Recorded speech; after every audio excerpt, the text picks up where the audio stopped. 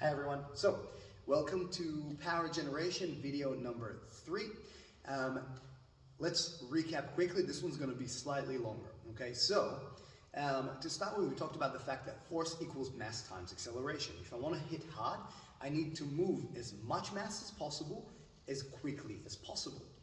Then we said in order to do that, there are 3 principles we want to adhere to. The first one is grounding, right? I need to be able to push off the ground in order to move, right? And I want to have a good structure and posture while I do that. 2 is torque, right? I want to create rotational movement to move as much of my body as possible, as quickly as possible. And then we talked about distance. So using the right tool at the right distance and also making sure that I have enough room to accelerate. The more room I have, the more I can accelerate, the faster I'm going to go, the more power I'm going to hit with. Okay, so we're going to add to that, we're going to break this down into 9 principles now. Each one of these is something you can work on for a very long time, so I'm going to go through them quickly, but I encourage you to pick one at a time and think about them as you go along. Okay, so the first one is going to be posture, right? Head above shoulders, above hips, above knees, above feet, right? That's the way we are meant to function as human beings. It's where our nervous systems fires best, right? It's really hard if you ever tried putting your feet together when you're off balance and kind of weird to try and generate force. It's just not going to work. So in order to be able to create torque and all that kind of stuff and push off the ground, I got to make sure I got good posture and alignment. Okay, so that's number 1. The second one is what we call kinetic chaining or interfusion, and that essentially means involving as many muscle groups and body parts in the force generation in every strike. What does that mean? Remember we talked about grounding, we said we have to push from the ground to generate force. Same thing, so if I'm going to throw a straight right, it starts from my foot. That foot pushes off the ground, it engages my calves, right, my hamstrings, engages my glutes, engages my back, my serratus, shoulder, everything goes into that. So when I'm moving, I'm not just hitting with my arm, I'm hitting with my whole body, and there's more muscle groups that help us create that movement and force to move more mass. Okay, when you do that, if you've ever heard the term punching your weight, this is where it comes from. I'm moving all my weight into the strike. Okay, so that's kinetic chaining or interfusion. We then talk about combinations, which helps us transfer more mass. Right, so if I'm standing here where I'm 50-50, right, 50% on my rear leg, 50% on my front leg. Let's say from here I turn and I strike. Now I've got from 50-50, 40% on the rear leg, 60% on the front leg. Right? So I've transferred 10%.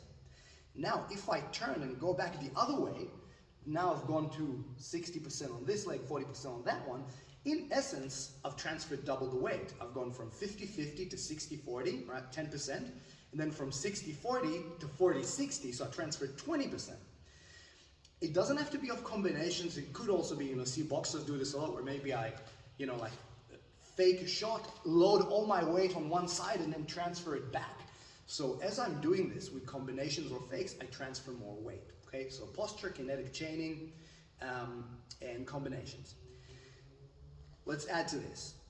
Okay, with weight and kinetic chaining and grounding comes the idea of dropping our weight, right? So if I try and hit and I come up, some of my energy kind of goes upwards. I actually want to be able to let gravity help me. So as I hit, I want to drop my weight slightly. When you watch good strikers, they tend to drop their weight slightly when they hit. Okay, so we want to drop our weight. We then want to look at a couple of other things, right? First of all is penetration, right, or focus, right? The idea is that if I'm hitting at very lightly, right, a lot of the force just dissipates. I need to be able to hit through in order to properly impart the force that I'm generating. Otherwise, it just disappears. With that, I then also want to look at the surface area. What do I mean by that? The larger the surface area on impact, the more the energy dissipates across that surface area. If I can minimize that, I'm imparting the same force, but through a much smaller surface area. It's going to be concentrated into that one spot. For example, instead of a palm, if I throw a closed fist and I hit with one knuckle, right, now it's my 80-something kilos instead of through that big circle, through that one tiny spot. That particular spot is going to absorb a lot more. Okay, so we need to be able, ideally, to select not only the right tool for the right distance, for the right target, but ideally the smallest surface area as possible. Okay? We want to be able to breathe. Okay, remember, if you're holding your breath, you're tense. We need to be able to breathe through everything that we do. And then we also want to look at relaxation and tension, right? So if I'm really stiff, right, it's hard for me to accelerate. The flip side of that is if I'm totally relaxed, I might be able to snap my hand out, but as I'm doing that, I don't actually have a stable or solid structure of impact. So I need to be fully relaxed and just before impact, being able to tense my body to make sure there's a solid enough structure that can impart the force without breaking. So, one more, we're going to look at eliminating negative energy. What do I mean by that?